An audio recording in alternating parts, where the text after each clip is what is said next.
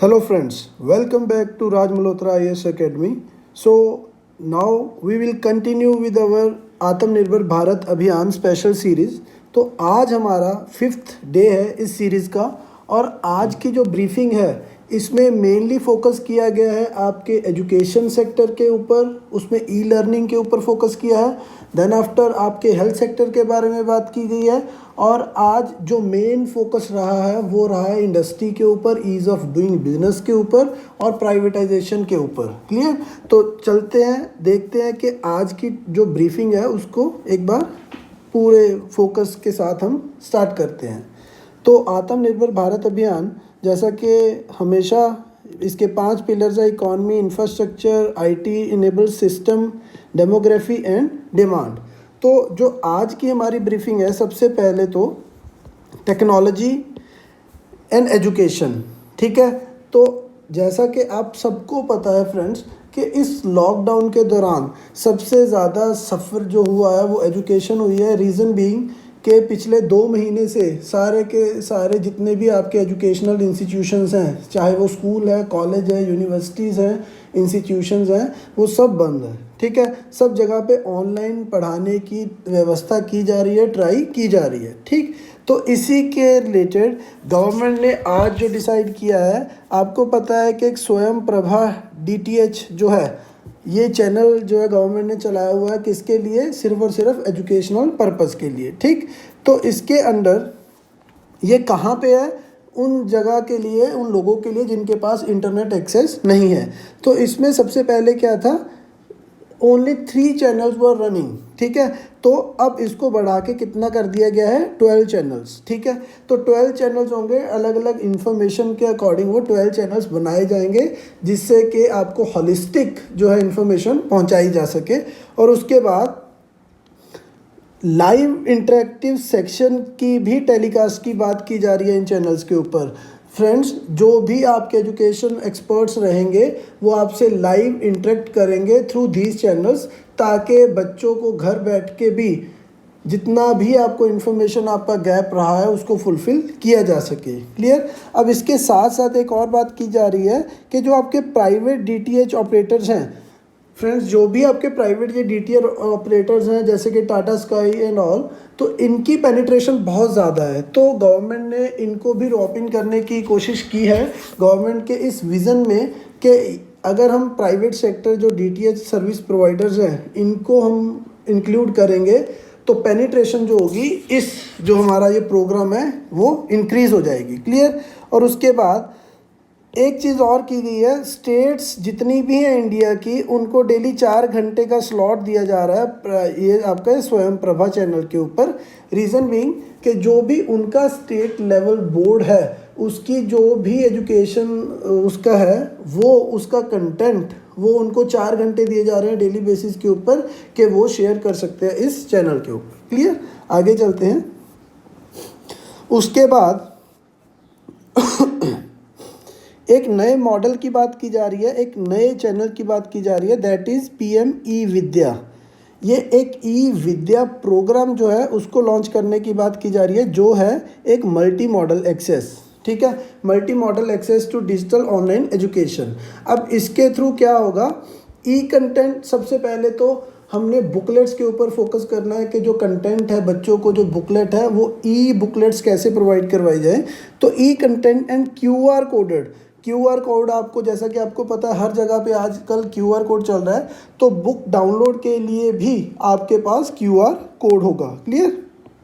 तो ये आपकी one nation one digital platform, one nation one digital platform की जो ये मुहिम है ये चलाई जा रही है, जिसके थ्रू आपको सारा का सारा कंटेंट एक ही जगह के ऊपर मिल जाएगा। ठीक है, और उसके बाद 1 क्लास 1 चैनल, मतलब हर क्लास के लिए फ्रॉम 1st to 12th एक एक चैनल, डेडिकेटेड चैनल होगा जो हर एक क्लास के लिए काम करेगा।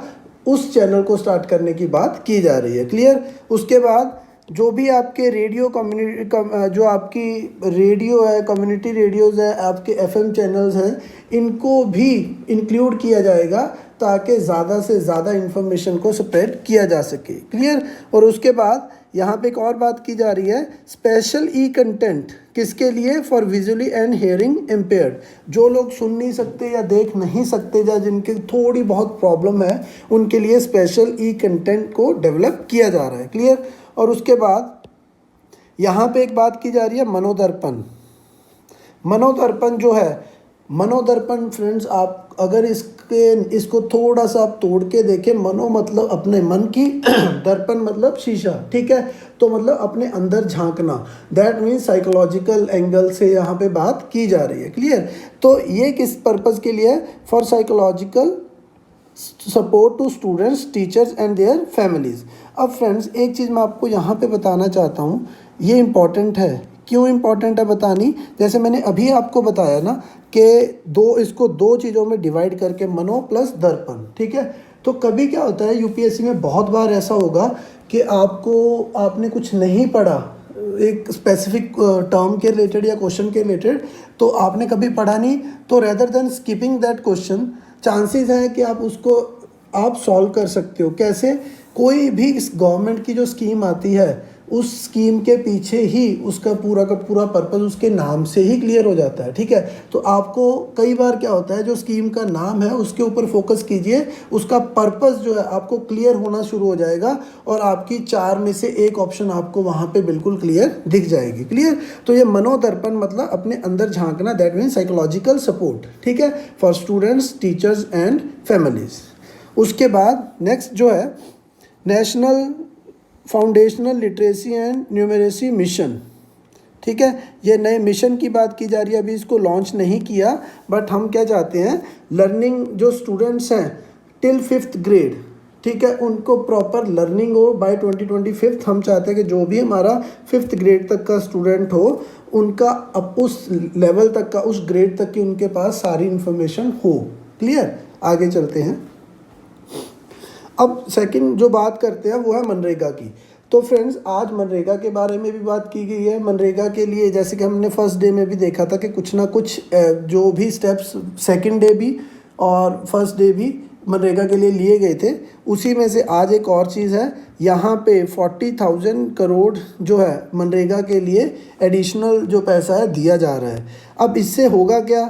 एक तो यहाँ पे इस 40,000 करोड़ से लगभग 300 करोड़ पर्सन डेज जो हैं वो बनेंगे, ठीक है? मतलब कि इतना पैसा लोगों के पास इतने वर्किंग आवर्स के लिए चला जाएगा, ठीक? और अगर इतने आपको वर्किंग आवर्स एक्स्ट्रा बन रहे हैं, दैट मीन्स लोग काम भी करेंगे। उस काम से होगा क्या? एक तो फर्स्ट थिंग कि अब जो है आपका मॉनसूनल सीज़न जो है आगे आने वाला है, और दूसरा जो लोग सारी इंडिया से, यूपी, बिहार, जो भी ये स्टेट्स है यहाँ पे वापस जा रहे हैं, कर्नाटका में एंड ऑल, तो अब जो लोग घर लौट रहे हैं अपने, उनको काम भी प्रोवाइड करवाना है। रीज़न बीइंग, पहले वो कई बड़ी सिटीज़ में थे तो वहाँ पे उनको काम मिलता था, अब अनएम्प्लॉयमेंट ना बढ़े इसलिए जो लोग अपने घरों में वापस जा रहे हैं उनके लिए गवर्नमेंट ने ये नरेगा का प्रोविज़न किया है, number of man hours, man days बढ़ा दिए गए हैं। क्लियर? और उसके बाद अब ये जो आपके मनरेगा वर्कर्स हैं, ये आपके कहाँ पे मेनली काम करना गवर्नमेंट ने फोकस है? Durable and livelihood asset including water conservation assets and all, ठीक है? तो ऐसी एसेट जनरेट करवाना जो पब्लिक एसेट्स हों, जिसका ज़्यादा से ज़्यादा फ़ायदा जो है लोगों को मिल सके। क्लियर? तो इस पर्पज़ के लिए मनरेगा के थ्रू आपको 40,000 करोड़ रुपीज़ एक्स्ट्रा दिए जा रहे हैं। क्लियर? आगे चलते हैं। अब बात आती है हेल्थ की। तो फ्रेंड्स अगर आपने देखा होगा फ्रॉम मार्च ऑनवर्ड्स कोविड-19 का जो सिनेरियो रहा है, तो अगर देखा जाए दिसंबर से जब से ये स्टार्ट हुआ है तो पूरी दुनिया में ये फैला, और आपको पता है कि पूरी दुनिया का जो आपका हेल्थ सिस्टम है वो ऑलमोस्ट क्रैश करने वाली सिचुएशन है, क्योंकि कोई भी दुनिया का ऐसा देश नहीं था जो इस जो आपकी कोविड-19 है इसको प्रॉपरली हैंडल कर पाता। ठीक है? तो यही प्रॉब्लम हमारे इंडिया के साथ भी आई। आपने देखा था कि हमारे पास पीपीई किट्स भी नहीं थी, प्रॉब्लम थी, वेंटिलेटर्स की प्रॉब्लम पूरी दुनिया में रही, ठीक? बट फिर भी इंडिया ने कुछ हद तक इसको कंट्रोल करने में जो है प्रॉपरली उसको इम्प्लीमेंट कर पाया इंडिया, ठीक है? पीपीई किट्स भी हमने घर में ही मैन्युफैक्चर करनी स्टार्ट कर दी। मास्क की प्रॉब्लम थी तो सेल्फ हेल्प ग्रुप आगे आ गए। सैनिटाइज़र की प्रॉब्लम थी तो हमने देखा था कि जो आपके सेल्फ हेल्प ग्रुप्स है उन्होंने सैनिटाइज़र बनाने स्टार्ट कर दिए। और दूसरा आपकी जो आपकी वेंटिलेटर्स थे, तो हमारे जितने भी डोमेस्टिक प्रोडक्शन थी वो डोमेस्टिक प्रोडक्शन ऑलमोस्ट 10 टाइम्स उसको इंक्रीज़ कर दिया गया ताकि हमारे पास वेंटिलेटर्स भी अवेलेबल रहें, ठीक। बट इसमें सबसे जो बड़ी प्रॉब्लम आई इस टाइम पे वो थी आपकी किस चीज़ की, लेबोरेटरीज़ की। आपको पता है कि हम जो टेस्टिंग थी, हमारे पास टेस्टिंग किट्स की प्रॉब्लम थी। हमने चाइना से इंपोर्ट करवाई ये टेस्टिंग किट्स, तो कुछ ना कुछ वहाँ पे भी थोड़ी सी प्रॉब्लम हमें देखने को मिली। तो मतलब क्या है, हमारे पास लेबोरेटरी का जो इंफ्रास्ट्रक्चर था वो इतना प्रॉपर नहीं है, क्लियर। तो इसके लिए यहाँ पे फोकस क्या किया जा रहा है कि जो भी आपके हेल्थ एंड वेलनेस सेंटर्स हैं जो आपके रूरल एंड अर्बन एरियाज़ में, उनको रैंप अप किया जाए, मतलब उनको एनहांस किया जाए उनकी फैसिलिटीज़ को, क्लियर। और उसके बाद एक जो सबसे बड़ी यहाँ पे एक इम्पॉर्टेंट बात की गई है, आपने देखा कि जो कोविड-19 है इसके पेशेंट को बिल्कुल अलग रखना पड़ता है, ठीक है। तो इसीलिए गवर्नमेंट एक स्कीम लेके आई है, एक सोच लेके आई है कि आगे से इन्फेक्शियस डिजीज़ हॉस्पिटल ब्लॉक्स, हर एक हॉस्पिटल में, हर एक डिस्ट्रिक्ट के हर एक ब्लॉक के हॉस्पिटल में एक जो आपके इन्फेक्शियस डिजीज़ हैं उनके लिए अलग से ब्लॉक्स होंगे, ठीक है। तो कोई भी नॉर्मल पेशेंट को उन ब्लॉक्स में नहीं रखा जाएगा। अभी तक हमने क्या देखा, क्योंकि हमारे पास इतने हॉस्पिटल बेड्स नहीं हैं इंडिया में, तो यहाँ से हमारी प्रॉब्लम क्या शुरू हो गई कि जो नॉर्मल पेशेंट है उसी के साथ कोविड-19 के पेशेंट की बॉडीज़ जो हमने देखी हैं, क्लियर। तो ये प्रॉब्लम है, इसके लिए सोल्यूशन हम ये लेके आ रहे हैं। और उसके बाद इंटीग्रेटेड पब्लिक हेल्थ लैब्स, ठीक है, in all districts and blocks. हम क्या चाहते हैं, पब्लिक हेल्थ लैब्स जो हों उसको इन्हांस किया जाए, उनकी फैसिलिटीज़ को इन्हांस किया जाए, क्लियर। और इसके बाद नेशनल डिजिटल हेल्थ मिशन, अभी ये इस मिशन को इम्प्लीमेंट किया जा रहा है, ठीक है। नेशनल डिजिटल हेल्थ मिशन, उसका ब्लूप्रिंट लेके आए हैं कि इसको हम कैसे आगे लेके जाएंगे, क्लियर। तो ये आपके हेल्थ सेक्टर में जो आज की ब्रीफिंग थी कि हेल्थ के रिलेटेड हम क्या करना चाहते हैं, वो यही दो चीज़ें मैंने आपको बता दी, एक तो ब्लॉक्स स्पेशल और एक आपका हेल्थ एंड वेलनेस सेंटर्स और आपकी लैब इंफ्रास्ट्रक्चर, क्लियर। आगे चलते हैं, अब बात करते हैं ईज़ ऑफ डूइंग बिजनेस। तो फ्रेंड्स, आपको भी पता है कि from the last 4 to 5 years India की जो ईज़ ऑफ डूइंग बिजनेस है, ये पहले सबसे पहली बात तो आपको ये क्वेश्चन यूपीएससी हर साल 1 या 2 क्वेश्चन हमेशा ही पूछेगी। आज तक आप 13 ऑनवर्ड्स कोई भी यूपीएससी का प्री का पेपर उठा लीजिए, हर साल 2 क्वेश्चन जो हैं वो इसके ऊपर आएंगे ही आएंगे। किस चीज़ के ऊपर, रिपोर्ट्स के ऊपर, कि कौन सी रिपोर्ट कौन सी आपकी बॉडी है पब्लिश करती है। तो ease of doing business report कौन पब्लिश करता है, वर्ल्ड बैंक। तो ये भी आज तक बहुत बार आ चुका है, ease of doing business report is publish by world bank, clear. तो जो हम यहाँ पे डिस्कस कर रहे हैं कि हमने देखा है कि फ्रॉम लास्ट 5 years हमारा ईज़ ऑफ डूइंग बिजनेस जो इंडेक्स है वो इम्प्रूव होता जा रहा है, ठीक है। तो उसके पीछे कुछ ना कुछ गवर्नमेंट ने स्टेप्स लिए हैं, ठीक। तो वो स्टेप्स जो लिए हैं उनमें से एक और स्टेप जो है हमारा आईबीसी कोड है, इंसॉल्वेंसी एंड बैंकरप्सी कोड, उसको भी यहाँ पे अमेंड करने की बात की गई है ताकि जो हमारे बिजनेस चल रहे हैं जो कोविड-19 के कारण हिट हुआ है उसमें कुछ ना कुछ उनको रिलैक्सेशन दी जा सके, ठीक है। तो सबसे पहला क्या है फ्रेंड्स, देखिए यहाँ पे जो आपका आईबीसी कोड है इसमें एक मिनिमम थ्रेशोल्ड होता है कि आप इस अमाउंट से नीचे आईबीसी कोड इम्प्लीमेंट नहीं कर सकते, क्लियर। तो ये पहले जो मिनिमम थ्रेशोल्ड था वो था आपका ₹1 लाख, कि अगर कोई भी डिफ़ॉल्ट है, कोई कंपनी ने डिफ़ॉल्ट किया 1 लाख से ऊपर बोरोइंग है उसकी, तो आईबीसी जो है ऑटोमेटिकली ट्रिगर हो सकता है, ठीक है। बट अब यहाँ पे इसको चेंज किया गया है, अब इसको इंक्रीज़ करके जो आपकी मिनिमम थ्रेशोल्ड है इसको इंक्रीज़ करके कितना कर दिया गया है, 1 करोड़। तो फ्रेंड्स, सबसे पहले तो आप यहाँ पे ये समझ लीजिए, इसका सबसे बड़ा बेनिफिट जो होने वाला है वो होने वाला है आपके किसको, एमएसएमईज़ को, क्योंकि यही एक ऐसे यूनिट से, बाकी तो जो आपकी बड़ी कंपनीज़ हैं, टाटाज हो गए, अंबानी, जो आपकी रिलायंस इंडस्ट्रीज़ हैं, इनके ऊपर तो डेट बहुत बड़ा है। बट आपकी जो एमएसएमई इंडस्ट्री है, छोटी इंडस्ट्री होती है, उसके ऊपर डेट जो है हम कह सकते हैं कि 50 लाख, 60 लाख, 1 करोड़, 90 लाख, कुछ भी हो सकता है। पहले वो आईबीसी के अंडर आ रही थी, ऑटोमेटिकली ट्रिगर हो सकता था आईबीसी, इंसॉल्वेंसी हो सकती थी, ठीक है। बट अब उसके लिए क्या कर दिया गया है, मिनिमम 1 करोड़, मतलब वो सारी की सारी एमएसएमईज़ जो है उनको सबसे बड़ा फ़ायदा मिलने वाला है फ़िलहाल, ठीक।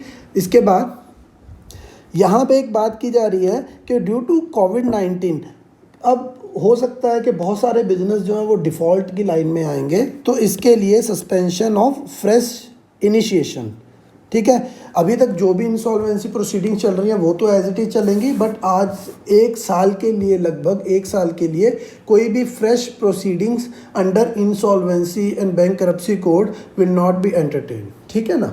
तो ये बात की जा रही है। और उसके बाद एक और बात की जा रही है कि देखिए अब कोविड-19 के कारण इफ़ेक्ट हुआ है तो लोग कुछ ना कुछ जो बिजनेस है वो डेट भी उठा रहे हैं, ठीक है। तो इसमें बात क्या की गई है कि ये जो हमारा 1 करोड़ का मिनिमम थ्रेशोल्ड की हम बात कर रहे हैं, इसमें जो डेट इन दिनों में उठाया जा रहा है ड्यू टू कोविड-19, इस डेट को इंक्लूड ना किया जाए, इसको एक्सक्लूड रखा जाए, ठीक है। इस डेट को अगर हम एक्सक्लूड करेंगे तो उसके बाद जितना भी पैसा है अगर वो 1 करोड़ से ऊपर है तो आईबीसी ट्रिगर होगा, बट उसके लिए भी क्या बोला हमने, 1 साल के लिए वो भी ट्रिगर नहीं हो सकता। क्लियर, आगे चलते हैं। अब एक और सबसे बड़ी यहाँ पे जो है बात की गई है, decriminalisation under companies law default. अब देखिए फ्रेंड्स, 2013 कंपनी लॉ हमारा जो है उसके अंदर बहुत सारे स्ट्रिक्ट प्रोविजंस रखे गए थे कि कोई भी कंपनी अगर उन पैरामीटर्स के ऊपर कुछ भी डिफ़ॉल्ट करती है तो पेनल एक्शंस थे, स्ट्रिक्ट पेनल एक्शंस। बट अब उसमें भी हमने कुछ ना कुछ चेंजेस किए हैं, उसको भी रैशनलाइज किया है। जो पहले 16 कंपाउंडेबल ऑफेंसेस थे, 16 कंपाउंडेबल ऑफेंसेस, मतलब अगर वो आप गलती से भी आपने वो ऑफेंस किया इंटेंशनली और अनइंटेंशनली, तो आपको इस कंपनीज एक्ट के अंडर, ठीक है, आपके ऊपर चार्जेस लगेंगे। बट अब ये सारे के सारे 16 जो आपके ऑफेंसेस थे इनको शिफ्ट कर दिया गया किसमें, in house adjudication and penalty mechanism, कि कंपनी अपनी तरफ से अंदर ही इस पूरे के पूरे जो 16 ऑफेंसेस थे इनके ऊपर अपनी कमेटी बना के काम करेगी, ना कि गवर्नमेंट को इसके ऊपर स्पेशली कुछ करने की ज़रूरत है। क्लियर। और दूसरा क्या है, एक यहाँ पे ये आपके लिए इम्पॉर्टेंट है फ्रेंड्स, स्पाइस, इसका नाम क्या है, simplified pro forma for incorporating company electronically plus, ठीक है।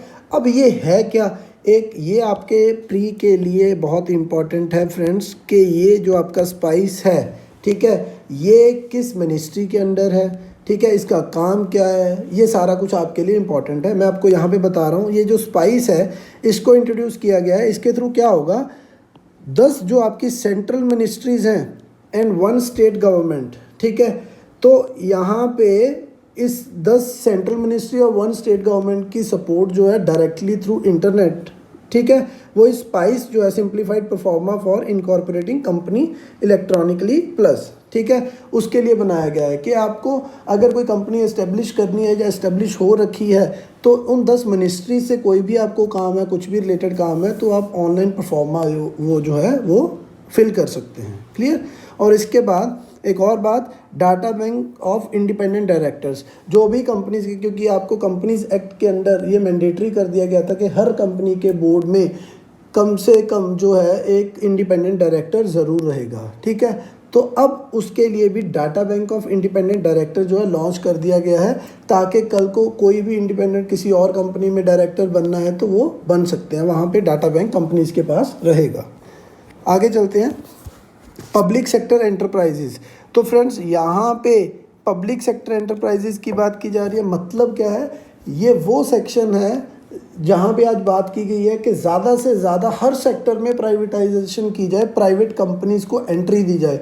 जो भी आज तक हमारे स्ट्रेटेजिक, हमने कल बात की थी, हमने कल भी देखा था, स्पेस था, एटॉमिक एनर्जी थी, तो पहले वो भी पब्लिक था, अब उसको भी प्राइवेटाइजेशन डजंट मीन मैं कह रहा हूँ कि 100% privatisation, what I mean to say कि वहाँ पे भी प्राइवेट कंपनीज़ जो हैं पार्टिसिपेट कर सकती हैं। अकॉर्डिंगली यहाँ पे भी आज की जो पॉलिसीज़ हैं वहाँ पे एक चेंज किया गया है, न्यू कोहेरेंट पॉलिसी। इसमें क्या होगा, all sectors are open to private sectors, ठीक है, और सारे के सारे सेक्टर्स जो है प्राइवेट सेक्टर के लिए ओपन रहेंगे, और जो आपकी पब्लिक सेक्टर एंटरप्राइजेज हैं they will play an important role in defined areas only.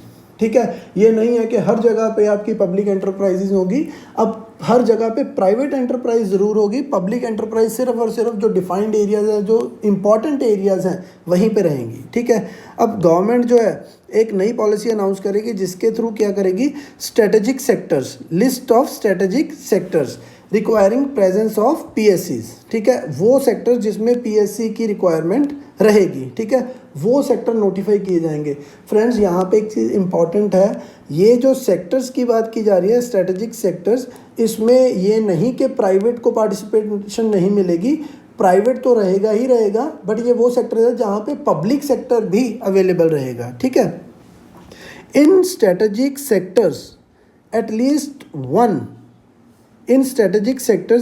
One enterprises will remain in the public sector, ठीक है। ये देखिए जो मैंने आपसे अभी बात की कि प्राइवेट सेक्टर तो हमेशा रहेगा ही रहेगा, बट आपका एक पब्लिक सेक्टर भी यहाँ पे रहेगा। किस सेक्टर में? जो आपका स्ट्रेटेजिक सेक्टर है, क्लियर। उसके बाद जो आपकी बाकी की पीएससीज हैं, पब्लिक सेक्टर एंटरप्राइजेज जितनी भी हैं बाकी सेक्टर्स में, इन स्ट्रेटेजिक सेक्टर को छोड़ के उसको प्राइवेटाइज करने की बात की जा रही है कि उन सबको प्राइवेटाइज कर दिया जाएगा। जो भी फालतू नहीं मैं कहूँगा, जो भी गवर्नमेंट चाहती है कि इस सेक्टर में पूरा प्राइवेट सेक्टर ही रहे, तो वहाँ की जो पीएससीज हैं उनको प्राइवेटाइज कर दिया जाएगा इन टाइमली मैनर, क्लियर। और उसके बाद to minimise wasteful administrative cost, number of enterprises, ठीक है। अब यहाँ पे एक चीज़ और देखिएगा, यहाँ पे हमने क्या बात की थी, स्ट्रेटेजिक, जो भी आपका इन स्ट्रेटेजिक सेक्टर एटलीस्ट वन बात की गई है, एटलीस्ट वन एंटरप्राइजेस, ठीक है। कम से कम एक एंटरप्राइजेस ज़रूर हो जो पब्लिक सेक्टर की हो, ठीक है। बट ये ना हो कि उस सेक्टर में 10 एंटरप्राइजेज हैं जो पब्लिक सेक्टर एंटरप्राइजेज हैं, ठीक है। तो इसके लिए क्या किया गया, number of enterprises in strategic sector will ordinary be 1 to 4।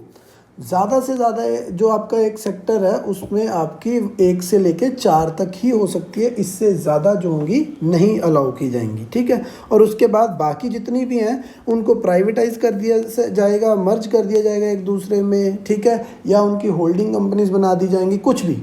But strategic sector में ही सिर्फ और सिर्फ पब्लिक सेक्टर रहेगा, बाकी सेक्टर्स में नहीं रहेगा।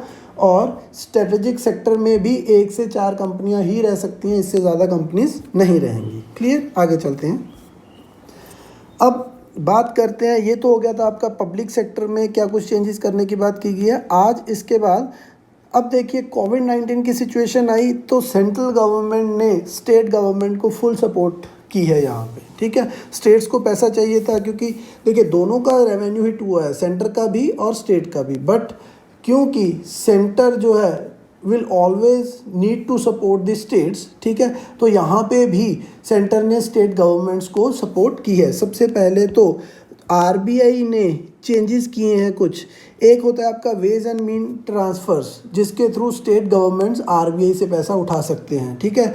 तो उसको पहले आरबीआई ने उसकी लिमिट्स को कितना कर दिया है, 60% और इंक्रीज़ कर दिया है।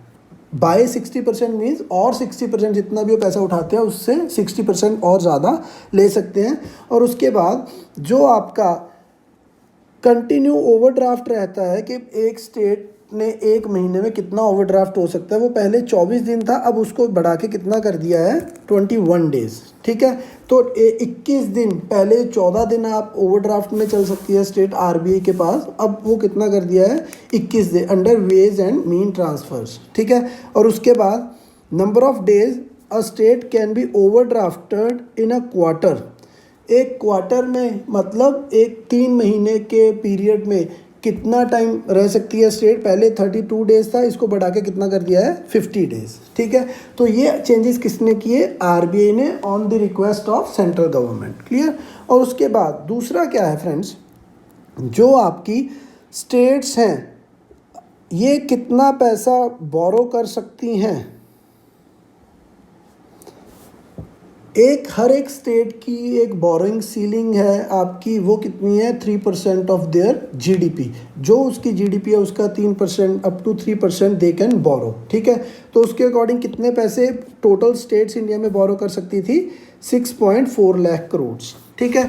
तो अब स्टेट्स ने सेंटर से रिक्वेस्ट की कि उनको अब पैसे की ज़रूरत है तो ये लिमिट इंक्रीज़ की जाए, ठीक है। तो सेंटर ने ये लिमिट जो है इसको इंक्रीज कर दिया है 3 to 5% just for 1 year 2020 to 21। ठीक है, एक साल के लिए आप 3% ऑफ जीडीपी की जगह 5% of your GDP you can borrow from the market, from the government, from the RBI, anywhere. ठीक है, तो इसको इंक्रीज किया गया है ताकि स्टेट्स के पास और पैसा पहुंचाया जा सके in this situation of covid pandemic. Clear? तो ये आपके स्टेट गवर्नमेंट्स के लिए स्टेप्स लिए गए हैं। और उसके बाद अब एक चीज़ इंपॉर्टेंट यहाँ पे की गई है फ्रेंड्स, सेंटर ने कहा कि ठीक है आप 3 से 5% करना चाहते हो, आपको मिल रहा है, बट ये पैसा जो होगा ये कुछ स्पेसिफिक रिफॉर्म्स के साथ इसको लिंक किया जाएगा। ठीक है, ऐसा नहीं कि आप पैसा आपको चाहिए, हमने पैसा दे दिया, आप कहीं भी उसको यूटिलाइज़ करो। ठीक है, तो हम आपको 4 सेक्टर्स बता रहे हैं, 4 सेक्टर्स हैं। ठीक है, वो हैं, एक तो 1 नेशन 1 राशन कार्ड, दूसरा ईज़ ऑफ डूइंग बिजनेस, तीसरा पावर डिस्ट्रीब्यूशन जैसे हमने डिस्कॉम्स की बात की थी, और उसके बाद urban local body revenue. Centre ने क्या कहा है स्टेट्स को कि ये 4 सेक्टर्स हैं, हम आपको पैसा देंगे एक कंडीशन के ऊपर कि अगर आप इन चारों सेक्टर्स में रिफॉर्म करते जाएंगे तो आपको वो जो पैसा है वो एक्स्ट्रा हम देते जाएंगे। ठीक है, अब इसके थ्रू क्या किया गया है, डिपार्टमेंट ऑफ एक्सपेंडिचर जो है वो एक स्कीम लेके आएगा।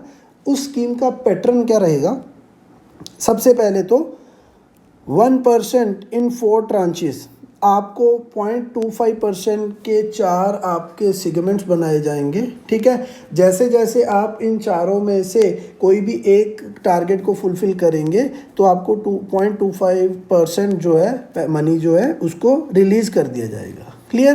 तो आपके चारों रिफॉर्म्स पूरे हुए तो 1% जो है आपको रिलीज़ कर दी जाएगी मनी। ठीक है, और इसके साथ ही एक चीज़ और बोली गई है, फर्दर 50.5% जो है आपका if milestones are achieved in at least 3 out of the 4 reforms areas. ठीक है, कि आपको 1% तो मिलना ही मिलना है। ठीक है, अगर आपने एटलीस्ट 3 भी फुलफ़िल कर दिए तो आपको 0.5% और मिलेगा, मतलब आपको टोटल कितना मिल जाएगा, 1.5%। तो ये सेंट्रल गवर्नमेंट ने प्रोविज़न रखा है स्टेट्स के सामने। ठीक है, कि पैसा ज़रूर मिलेगा बट वो पैसा कुछ एक कंडीशंस को फुलफ़िल करने के बाद मिलेगा। तो ये है आपका स्टेट्स के लिए सेंटर ने क्या कुछ किया है। तो इसके साथ ही फ्रेंड्स जो आज की ब्रीफिंग है हमारी यहीं पे ख़त्म होती है। जो भी आज डिस्कस किया गया है, निर्मला सीतारमन जी ने जो भी डिस्कस किया, हमने वो आज यहाँ पे ब्रीफली उसको डिस्कस भी कर लिया। और इसके साथ ही एक चीज़ मैं आपको और बताना चाहता हूँ कि जैसे आज मनरेगा की बात हुई, तो पिछले 5 दिनों में जो भी मनरेगा की बात हुई है, मैं क्या चाहता हूँ आपसे कि आप लोग उसको नोट डाउन कीजिए एक ही जगह के ऊपर। और दूसरा, अब जैसे मनरेगा की बात हुई तो आप लोगों को पता होना चाहिए मनरेगा क्या है, कब स्टार्ट हुआ, किस मिनिस्ट्री के अंडर स्टार्ट हुआ। क्योंकि यूपीएससी जब पूछता है तो यूपीएससी डायरेक्टली यही पूछेगा कि मनरेगा किस मिनिस्ट्री के अंडर है। ठीक है, तो आपको पता होना चाहिए कि मनरेगा की जो मिनिस्ट्री है, ठीक है, इसकी मिनिस्ट्री कौन सी है। ठीक है, किस मिनिस्ट्री के अंडर काम कर रहा है ये, और ये कब स्टार्ट हुआ। ठीक है, ईयर ऑफ स्टार्ट के इसको कब लेके आए। ठीक, और उसके बाद इसका काम क्या है, इसके अंदर पैसा जो है एलोकेट करने की जो पावर है किसके पास है, पैसा डिस्ट्रीब्यूशन की पावर किसके पास है। तो मतलब इस तरह की चीज़ें आपको पता होनी चाहिए फ्रेंड्स। हमें लगता है देखने के कि ये मनरेगा एक वर्ड है, बट इसके पीछे पूरी की पूरी एक स्कीम है और यूपीएससी के लिए यही चीज़ें इंपॉर्टेंट होती हैं। यूपीएससी आपसे यही डिमांड करती है, वो चाहती है ऐसे कैंडिडेट्स जिनको पता हो कि गवर्नमेंट ऑफ इंडिया अपने जो एरिया है, ग्राउंड एरिया के ऊपर क्या कुछ चेंजेस कर रही है, क्या कुछ उसने किया है। क्लियर? तो ऐसे जितने भी टॉपिक्स हैं आप उनके अलग से लिस्ट आउट कीजिए, उनको उनके बारे में पूरा प्री कम मेंस के लिए अपने नोट्स बना के रखिए। क्लियर? और जो भी मैंने यहाँ पे डिस्कस किया है, कोई भी की टर्म्स जैसे कि हमने देखा कि एक ये स्पाइस, आपका स्पाइस प्लस स्टार्ट हुआ, तो ये भी कि कौन सी इसकी मिनिस्ट्री है, इसका काम क्या है, इसका पर्पज़ क्या है। ठीक है, तो ये सारा ठीक। तो इसी के साथ आज का जो हमारा लेक्चर है इसको मैं वाइंड अप करता हूँ और कल की ब्रीफिंग के साथ दोबारा आपसे मुलाकात होगी। और till that time stay safe, stay at your homes. Thank you.